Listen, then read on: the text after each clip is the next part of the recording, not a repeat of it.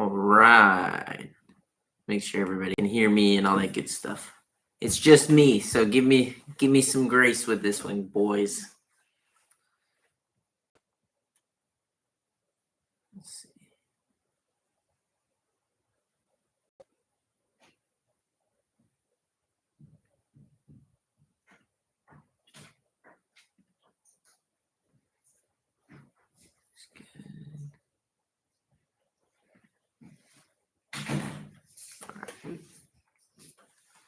Oh yeah. Can you guys hear me out there? Everything good? Hello, handsome Mr. Jack Stowe. Good morning, Grace. What is that black arch top? That black arch top is a Gibson. I can't even remember. It's this old jazz guitar that Baxter found, though. It was all burned up and ate up, so he had somebody fix it up for him. I can't remember the model, though, right now, off the top of my head. That's pretty cool.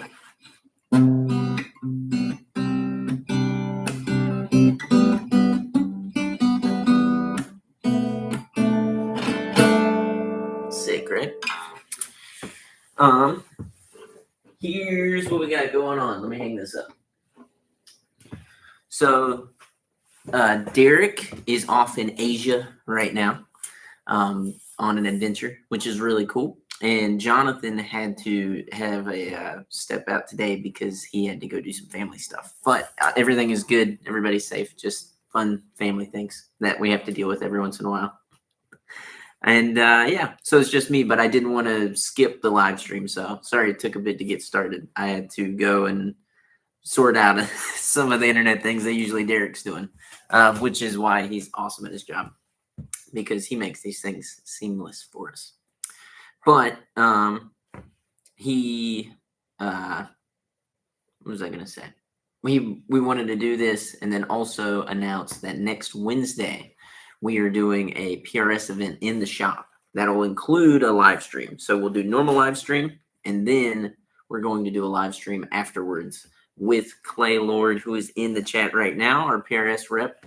He's an awesome dude. He's got a lot of PRS knowledge, and he's going to do some live Q&A, as well as we're doing an in-store raffle, and we may do something with the live stream raffle too. We might do something like that. I got to figure out how that's all going to work, but we're going to try and do that and give away some cool things. But if you're local and you want to come through, come check it out. Come talk to Clay in store. We're doing restringings on PRS guitars.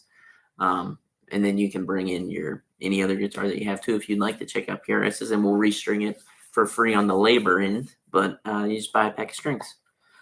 That's right. Look, we got Fred Rogers in here. We got Alex Holden. I inherited the entire empire. It's true.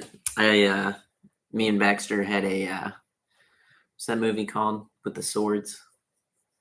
You guys know the movie I'm talking about. It's Highlander. We had a Highlander moment. Unfortunately, I wasn't Sean Connery. That's right. Bring your PRS, like Clay said. That's right. Ned said, I had a dream last night that I worked at casino and Baxter offered me a $3,600 loan at 6.9% interest to go to a guitar show and buy a guitar, but the paperwork took him so long I missed the expo. That's a good dream to have. That's probable. That's right. Dude, we got all kinds of people in here. I appreciate you guys hanging out and being cool. Like I said, I didn't want to miss. Claiborne Lord is a badass name, by the way. That is probably the most badass. Do a Corey Feldman musical retrospective. Dude, I could go on ad nauseum about some Corey Feldman. Yes, it did, Chad. Her payment did come through, and I got the wonderful Eric Clapton shirt because I am such a big fan as you are. Tell us about your first days working at Casino Guitars. So it's funny. I worked at a shop before, but I hung out a lot before any of that. So I was always around the shop, and then my first day working here, funny enough, I think per usual I was late. And I remember being really nervous, and I came walking. I was like, "Oh shit, sorry." Like it wasn't like late, but it was just like by 2 minutes or something. I came walking in the door. Baxter's like, "Don't ever do that again." And I was like, "Oh shit." But he was joking, of course, because I'm the worst about this. If you know me, you know that I am terrible, right? But so I was running late. I come in, he's super cool. And my first weekend, because I was a weekend warrior at that point, I worked like Friday, Saturday, Sunday, and then Tuesday, Wednesday, or something like that. Because I had like Monday, Thursday off. I I remember working and throughout the weekend feeling more confident, right? Well, Baxter felt more confident too, and he like would leave the shop and go and do stuff. Well, it was just me in here on the Sunday, and he had left to go do something with his kids, and I was working on this guitar, which at the other place I worked at, like I said, I worked on a bunch. Well, I was fixing this tuner on this guy's guitar, and it was like an old school vintage style tuner on like a reissue. And it was just bending enough that the string wouldn't go into the hole in the center of it, like a fender, right? So I took a screwdriver, and the guy was sitting there whenever I did it too. Or it wasn't him, it was some friends of mine. I put it in there and I go to bend, and the thing snapped off. Like I didn't even touch it. They looked at me, they're like, "How did you didn't even start?" It's like, I know. So the only thing that I could do at that moment, I told the guy, I was freaking out. I was like, "I'm gonna be fired." I was like, just damaged somebody's guitar. It's over. I was like 19 at this time too. I told the uh, I told the guy though. I said, "Listen, I'm gonna get you a replacement tuner and make this all right." And he was like, "Oh man, you're fine, no worries." And I told Baxter, and he just laughed in my face. He thought it was hilarious. But I drove all the way to Raleigh that night to Darren Riley's place and like begged to buy just a single F style tuner, and he he hooked me up with it, and it was great. And I had to drive this guitar all the way back down to this guy's place. So that was my first 3 days at Casino Guitars, but it was fun.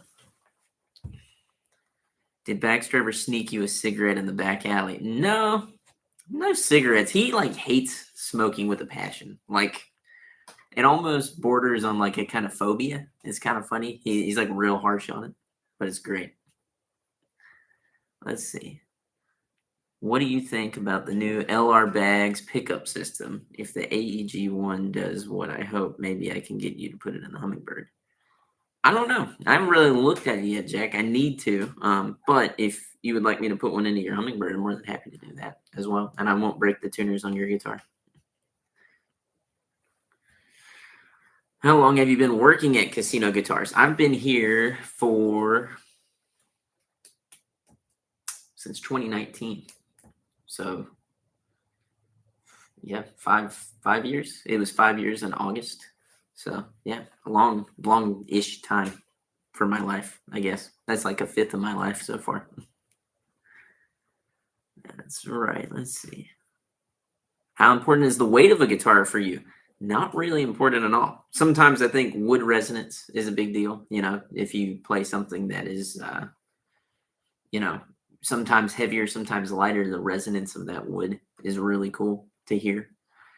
Me and Zach Person, we talked about that one night. We were hanging out in the shop super late and playing a bunch of different guitars. And he does this cool thing where, and I've actually kind of yoinked it from him because it's kind of cool. He leans the belly of the guitar against him and he strums a G chord. And he just tries to let it ring out as much as possible and feel the vibrations of the body, if there's any at all. And it's really cool. I kind of yoinked that from him because especially older guitars, the resonance of those things is insane because of how much the wood dries out. So I guess if I did have any preference on it, it would be lighter if it is older for the dried out effect.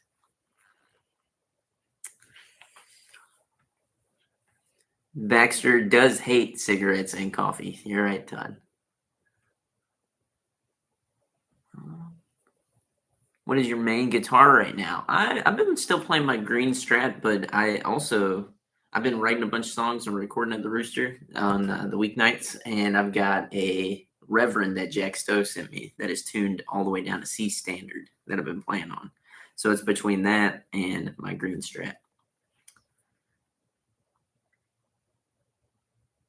I met you and Baxter at Myrtle Fest in 2024. I was hanging with Taz. I should know what that is. Can you guys keep an eye out for a 1969 Martin? The model is not important. Yeah, I can do that, Vince. That's no problem. I'm trying to remember what TAS is now, though. TAS. I don't know. It's eluding me. Oh, the acoustic shop. The acoustic shop, of course. What am I thinking here, man? Baxter survived NYC in the 90s with a smoking phobia. That's a great question. I don't know.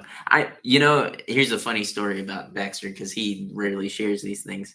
He sold, I guess he didn't necessarily sell, but like, I think he worked for like Marlboro at one point, like as like a surveyor. So he would go out and he had all these like matches and stuff like that, and he'd pass them out to people, but he didn't smoke at all. It was either Marlboro or Zippo, one of the two. Zippo would make more sense if he was selling lighters, but I think he just went out and would like talk to people about it and hand them Marlboro matches. I'm pretty sure that's how the story goes. And yes, I am still digging on that Reverend. That thing is bad to the bone. What is the best neck and middle strat custom shop pickups for heavier rock, borderline metal sounds? I mean, like the Fat 60s are really good. Johnny's got those. I had those in my guitar. I swapped them out just because I like it to be a little bit more mellower in a strat. But I would say the hand wound Fat 60s. That's what I would go with for neck and middle. For like the heavier sound. It's got a little more heat to it. They're kind of pumped up. But you can still do some of like the milkier things. But if you ever hear Johnny playing his strat, I feel like, especially the right gain staging, you can get some kick-ass sounds out of that.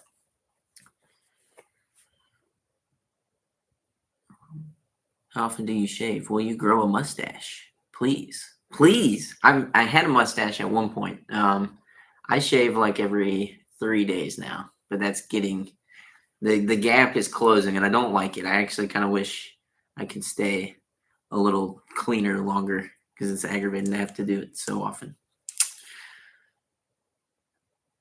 Being too light for 0, feeling like a toy and weighing too much. 7 to 9 pounds, I think. I agree with that, Todd. I'll say anything that I've played that's over like 10 pounds, 11 pounds, it's a little obnoxious. Like we had these 80s Gibsons in here that were like that. No go.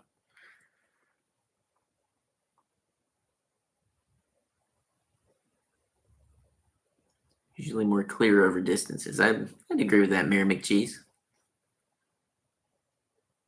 An old Harmony, that is an old, if you mean this shoulder, that's an old Hagstrom, which is really cool. That's like an homage to Elvis, I believe.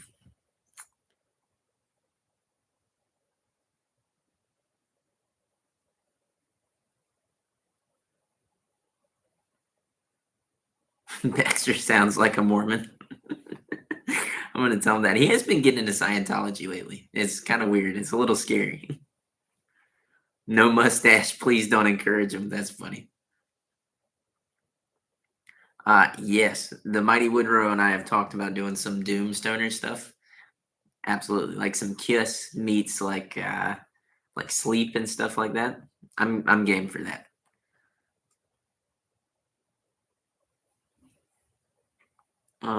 It would not be hard at all for us to do the Echo Park pedal line demos. I would love to do that because they are actually really cool pedals.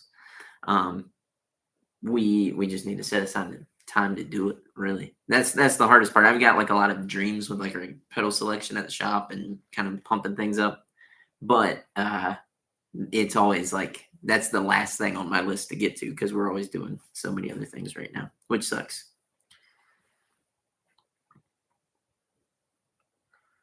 Speakers are as big as pickups.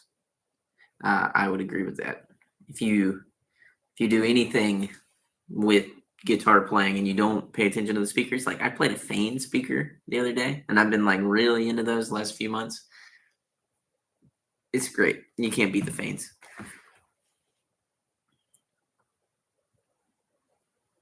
Do you miss Roaring Robinson? Of course. Like this is like strange to me not having anything to bounce off of. I'm just like, okay, straight to the camera. It's fun, but it's just weird. Um, I want to know when pointy guitars are going to make a comeback. BC, Rich, and Jackson really fell off. I don't think so. The guys in Turnstile are playing Jacksons, and like they blew up the last couple of years. I think there's the Jackson USA, those like fast as fuck models they came out with. Those are all over the place. Like Jackson is on the come up, and as for BC Rich, just to give you an idea of like the spectrum out there, I feel like I keep seeing more and more of those pop up in these weird places, like Boy Genius, like that pop group. They were playing one. There's just a lot of different groups that are slowly like they're coming out, and it's a little ironic, but it looks kind of cool. Like it made me want to BC Rich. Let's see.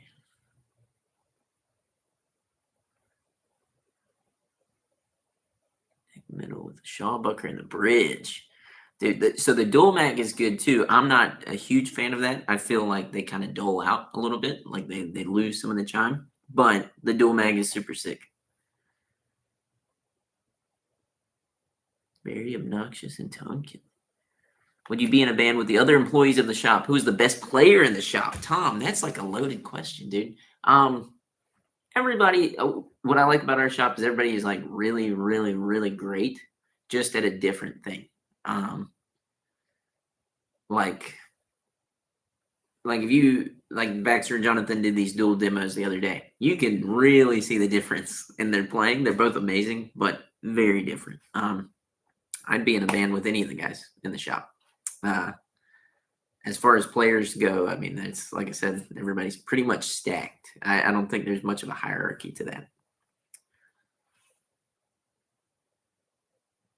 Let's see. Mustache and pork chops, never. Scientology casino must pay better than I thought. He is just trying to get close to Tom Cruise. We do not have a minimum threshold value on guitars that we keep in the shop. Usually it's based on our current inventory, what's coming up, and if we have 5 American Player Series Strats, we usually don't offer a whole lot on stuff like that because we have 5 of them. But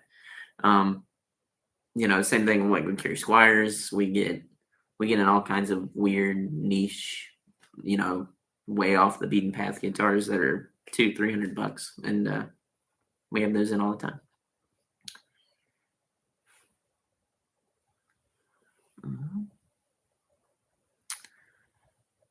A stage right 15-watt combo, basically a Blues Junior clone.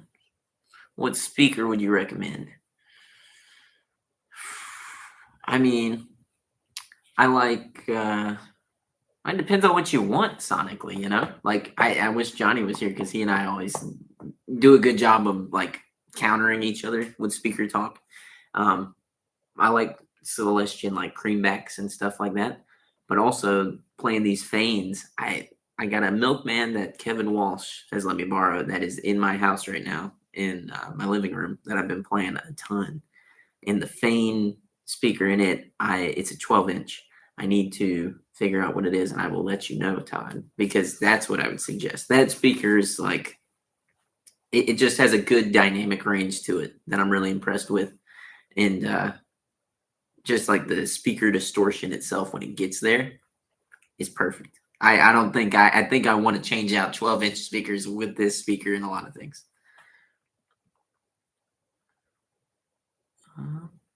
Just trying to get through and answer a couple of these.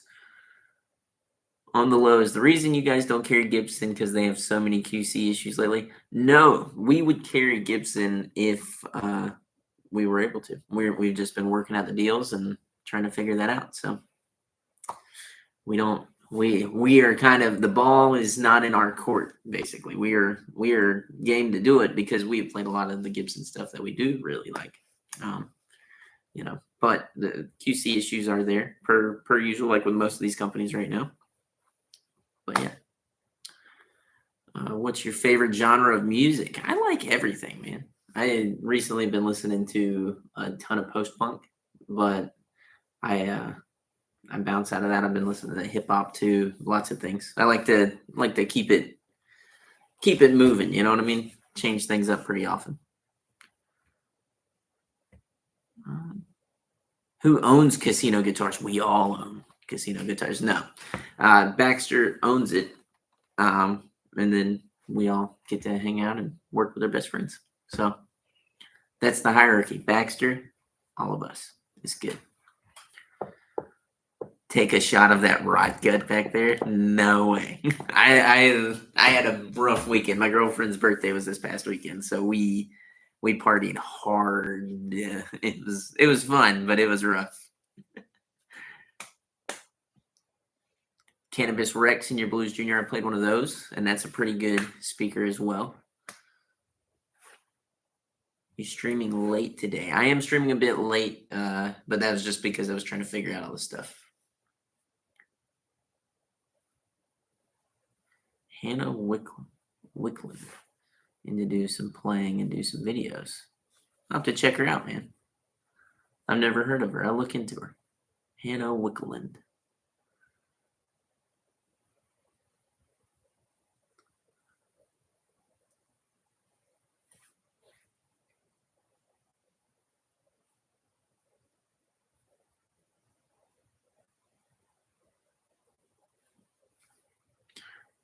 Here we go. What is the best combo metal style amp under $300? For one, what does everybody think out there? I don't really know, because it's kind of, well, I played this orange the other day, and I forgot what the guy said he paid for it, but there was some kind of sale on them. I can't even remember what orange it is, but it was actually a tube amp, and I don't think it was much more than $300. It might have got towards like 400, but that thing was great, cranked up. So I don't know, man. I would check into that, but also I have no idea. Maybe somebody in here will have some good options. That's right. What was your first guitar? My first guitar was a Fender CD60 acoustic. It was not the guitar that I fell in love with, though. The first guitar that like made me play guitar, because I didn't really take to it. I was like, I don't really get it. They threw a book at me. They were like, figure it out. But I went out and saved up my money and bought a cheap knockoff Strat that was called an Indie. And I still have that guitar, and I play the hell out of it. I was telling Dylan about it yesterday. So it's all ate up, but it's cool.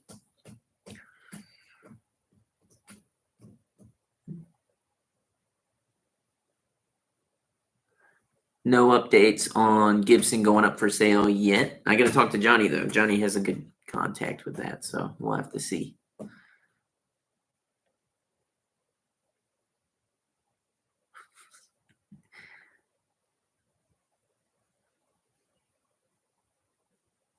$300 won't get you much. I just get a used Katana artist if you can't.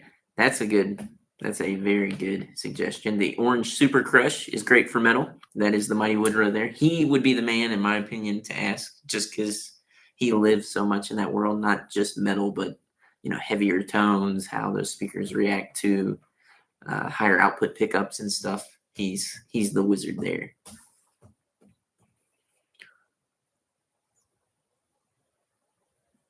Going to have a hard time ever buying a new Fender amp again.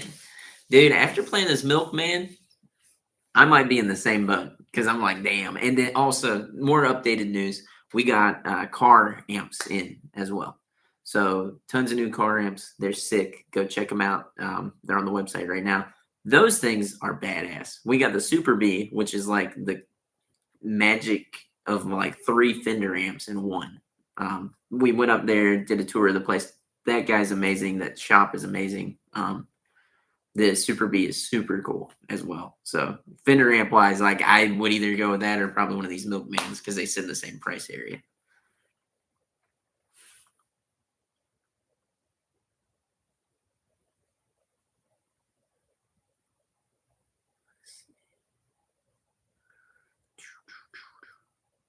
Recently got a Vibrolux reverb and it had new greenbacks in it. I'm hoping I just don't like the speakers because the amp is pretty sweet. Still getting used to my previous amp was a Vox AC10 C1. Okay. Well, that's definitely like a step up, man. The Vibrolux is dope. I have one of those at my house right now as well. That is sick. They're great, especially if you get one that is primed up and ready to go.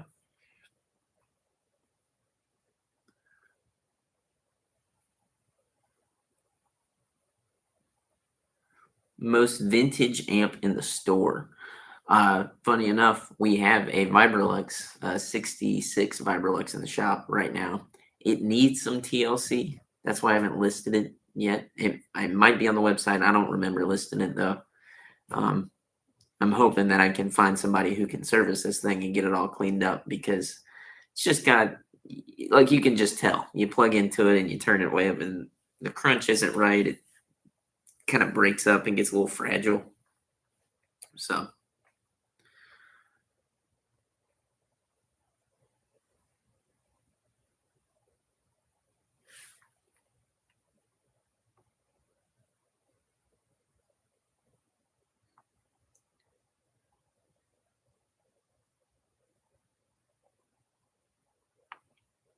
Supro hand wired stuff in. We just got a Supro hand wired amp, not delivered to the shop, but a guy came by, a Supro rep, brought it in and we played it.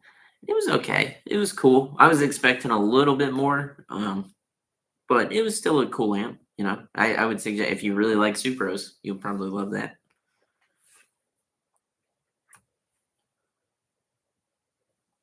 So that blue graphic guitar is from our friend Surrender, who had that in it. That was a limited edition model, LTD. I'll grab it just so you can see it. We had planned to do a video at some point with it. I think I need to actually send this guitar to him. I gotta send him some of your pedals back too. I just now remembered that. But these are pretty wild. It's a whole graphic there. Heavy metal. Sword on it. Doesn't get better than that.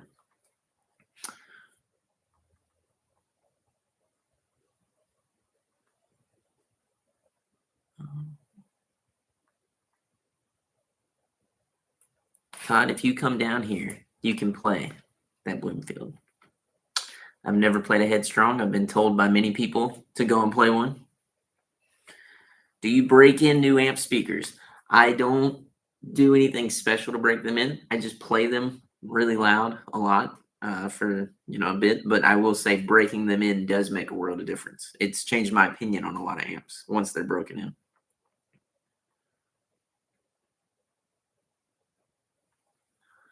So Tom asked, he said, how do y'all deal with vintage amps in a smaller town? I'm in a big musical city and any good tech is months backlogged. Personally, no way, no how. Like we find some people to try out every once in a while. We had a guy in Sanford that was all right. It took him a long time to get the amps back though. So we were kind of like, well, let's see what else we can maybe figure out. And by a long time, I mean like a year and a half or so, maybe more. Nothing wrong with that though. He was probably busy, he has life going on. I know that was something that he was just also doing on the side, but we're still looking for people. So.